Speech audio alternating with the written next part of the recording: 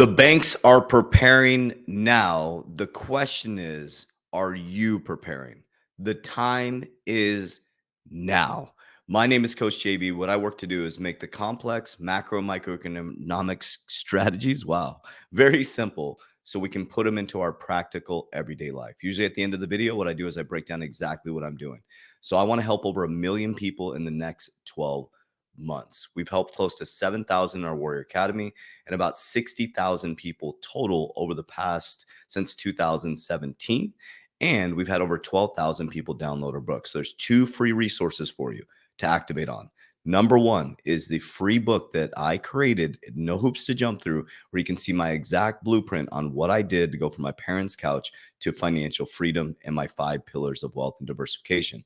Number 2 is I was so committed to leverage life insurance and infinity banking concept, tax-free retirement, and securing my wealth, tier 1 capital, that I got licensed as an insurance agent. I have licensed insurance agents in all 50 states, including expanding to Canada in the next 60 days. You can set up a free consultation. So if you're worried about your retirement, you're worried about your 401k, or you want to have a conversation and see how I secure, compound, and grow my wealth and why I'm so confident in my future in retirement, you can set up a free consultation to talk about tax code 7702, tax-free retirement, infinity banking concept. Okay, so let's dive right into it. So the banks are preparing, family. Why are you not preparing? Now, you're going to feel my intensity start to pick up quite a bit here because this is the greatest opportunity right now in history. As everybody starts to panic, okay? FTX is in court now. Was it Do Kwon? I think it was Do Kwon. They just arrested him, or he went to jail. He got sentenced. There's all kinds of things happening. So that's what the media is seeing, okay? The banks right now are in a massive liquidity crisis. We have the bond yield. The bonds are all messed up. There is no liquidity in the system. We're buried in debt in America. We're at 33 trillion in debt.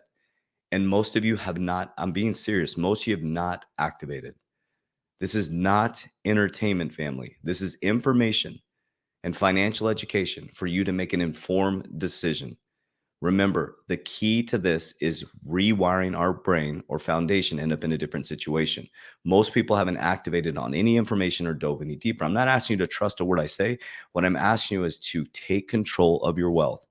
Okay. We've trusted these financial advisors just to throw it into a 401k, and then they never look at your portfolio again. They hope, or an HR director puts it into your 401k and you hope that you're going to retire. That is not a strategy. Do your research on how many people retire wealthy with a 401k, and do your research on how much people are struggling and they keep extending the retirement age. Okay, so first we're going to watch Ray Dalio. He's going to talk about this video is on Bridgewater Associates about 6 days ago, and it's Ray Dalio's Great Wealth Transfer and the Rising Internal Conflict. Now he's talking about like what the most powerful asset is right now, and he's going to talk about gold. And I'm going to show you what I showed you in 2020, where as we were looking this way, there was another narrative going on this way, and they changed the Basel III rules around gold on reserve. Okay, they could hold paper gold at the banks, but now they have to have gold on reserves. And Basel kicked in October 1st, 2023. So the banks are securing gold, the banks are securing assets, and then in 2025, Bitcoin will be on the balance sheet as a part of the reserves. Okay. So a small part of the reserves, but it shows you where we're heading. They're giving you the blueprint, guys. Bitcoin, Ethereum, XRP, XLM, the blockchain technology, family, everything's going to be tokenized. There'll never be an opportunity like this again in our living history to make moves, okay, for the normal everyday person to invest in a very speculative asset, but you have to have a game plan. Okay, let's watch this video, and then I'll break down my narrative on where I think we're going in the next 5 years. You can figure it out for yourself. You start to think, okay, what will have value and where? So if you come down to a limited number of choices, right? Gold is one of those choices because it can move from place to place. It's a world money, and it's not requiring somebody to pay, and all of that. The characteristics of it are what I'm trying to convey. And so that I wanted you to hear that the characteristics are what I want to convey. You can carry it from place to place. It's a store of value. It's God's money. But Bitcoin has a lot of characteristics of gold, right? You can use it in all different places. It's a store of value. It's scarce, right? So it's not something that there's not a finite about. There's a limited supply, right? And you have to mine it, which is interesting, right? Bitcoin to me is like the new gold in regards to the monetary system. Just my opinion, and I'm not. I'll share with you what I'm doing on the back end of this. And then the where it is becomes an important consideration, because in this environment, when you have the internal conflict and then you also have the external conflict, the question is, where are the safe environments?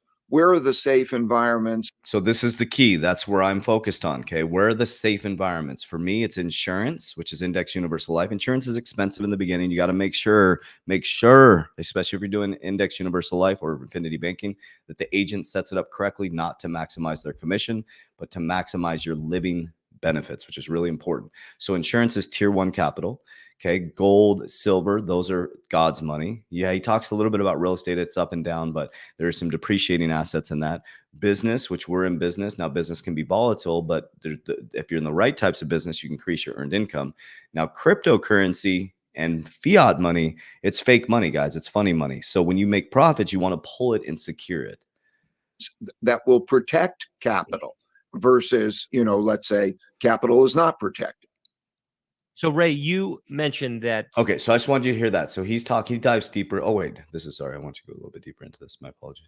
As you think about the financial and economic that you just talked about, that you can't forget. And again, this is the connection between the big forces. And you talked about the internal conflict. So I want you to just explain, if you would, how the internal conflicts that we're basically experiencing right now, how do you see them and how are they coming together? Okay, that's what I want you guys to hear. My apologies on that. We'll dive a little bit deeper. I'll be traveling, but I'm gonna do the best I can to provide great content for you guys the next couple of days. So this is something I showed you guys. This was from EFG website. This was on July 21st, 2021. So under the new regulations, allocated gold will be considered tier one asset. So what is a tier one asset? So if you look at a risk pyramid, okay, so for example, that's why I use insurance to secure, compound, and grow my wealth and protect my wealth. So when people are sitting in a 401k and it collapses, I guarantee my principal, right?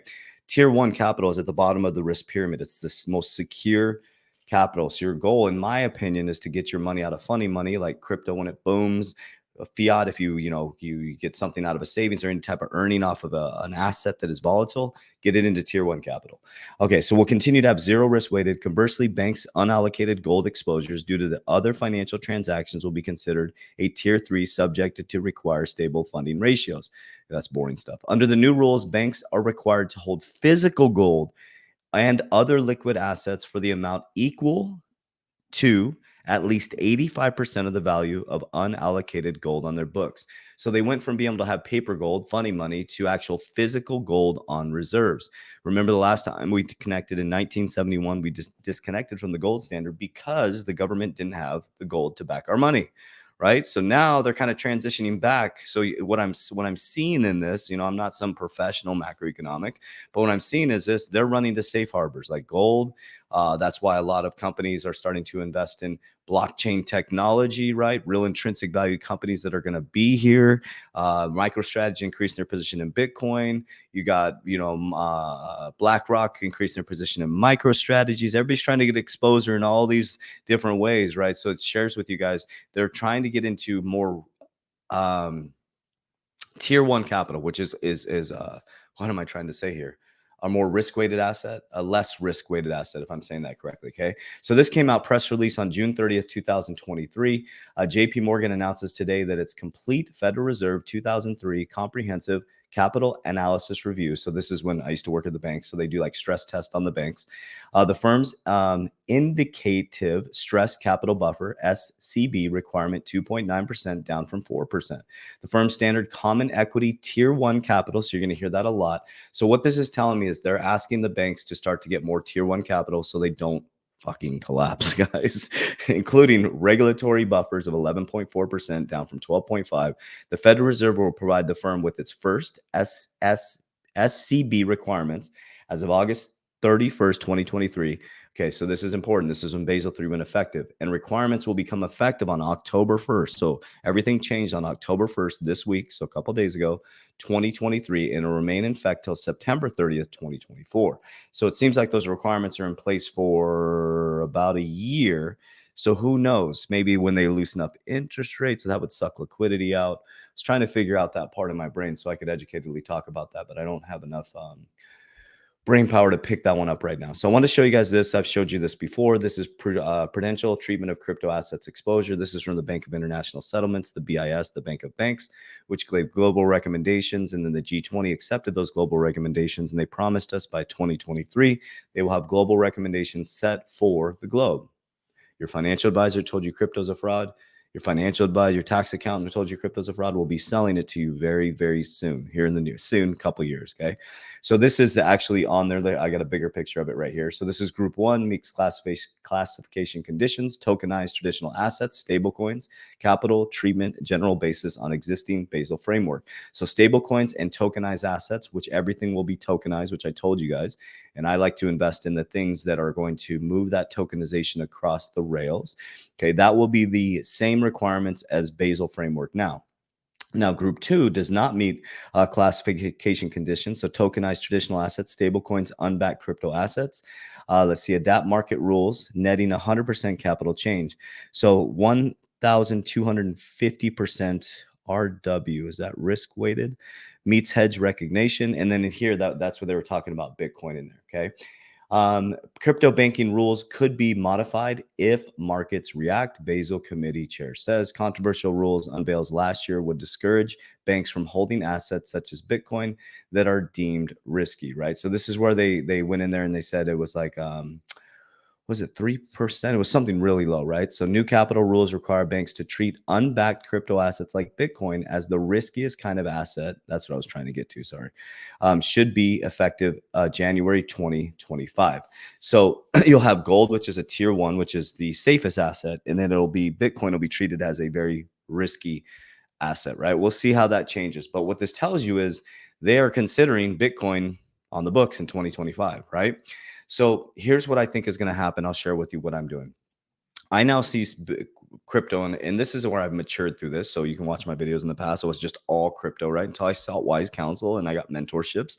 And I realized that cryptocurrency, it's just like anything else, guys, in the fiat system.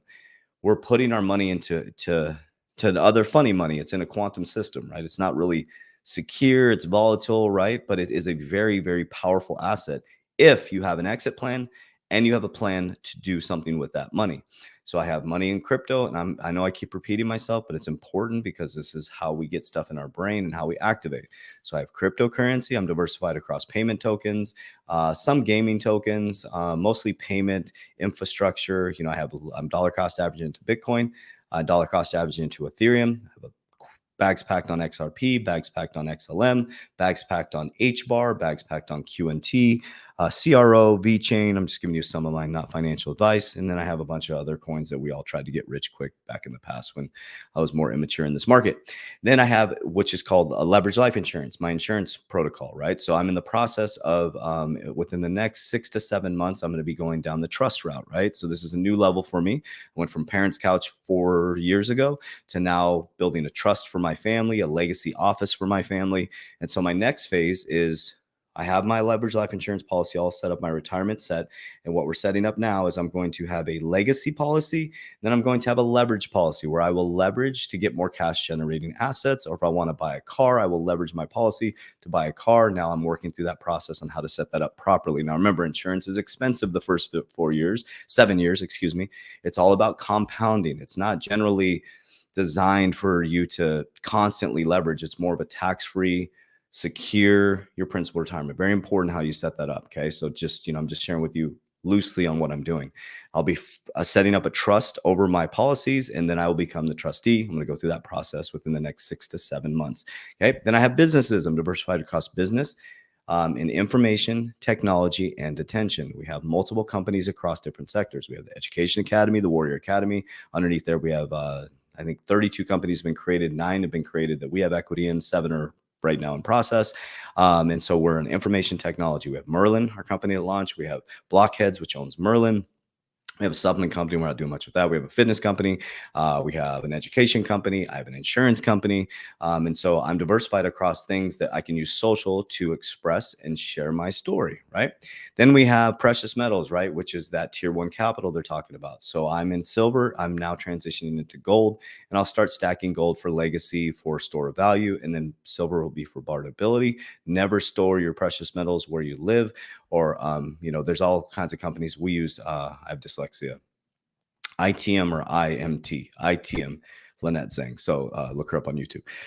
Badass. And where am I going with this? Insurance, crypto, business, precious metals. Oh, and self-development. We spend a lot of money on self-development because that is the key. So this is where my wealth comes from, and this is where my wealth comes. And I'm going to tell you what made me the richest man in the world. You guys ready for this? My relationship with God. Not a religion. My relationship with God made me the richest man in the world. God is my president and CEO. Jesus is my guide and my mentor. And I focus on three principles. This is what made me the richest man in the world. Number one, I love God with all my heart. Therefore, I love humanity as I love God. Number two is I treat others as I want to be treated. And simply number three, I pull the log out of my eye before I pull the straw out of yours. And it's given me peace. It's given me freedom. It's given me family structure.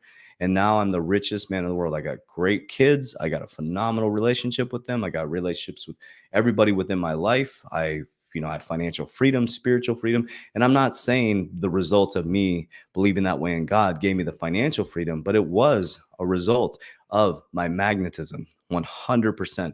And I can prove that 100%. The difference between me 17 years ago committing suicide on December 18, 2006, being addicted to opiates, massive opiate addiction, to where I'm at now is Christ.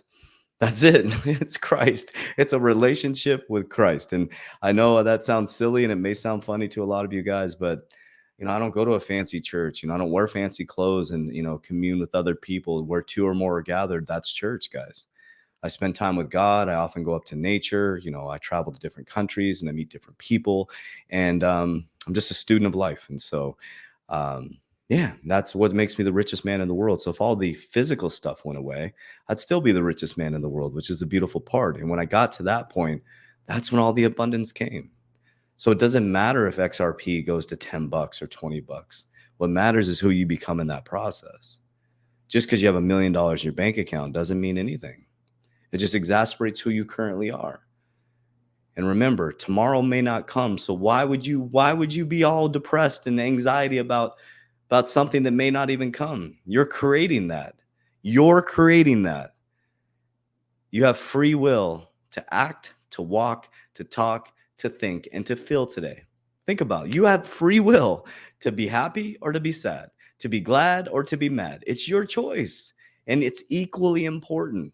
So if you're mad today, sit in that shit. If you're happy today, rejoice in that shit. But don't give too much energy to either one. Become the light. Love you guys. Warriors, rise. Get your shit together. Let's go.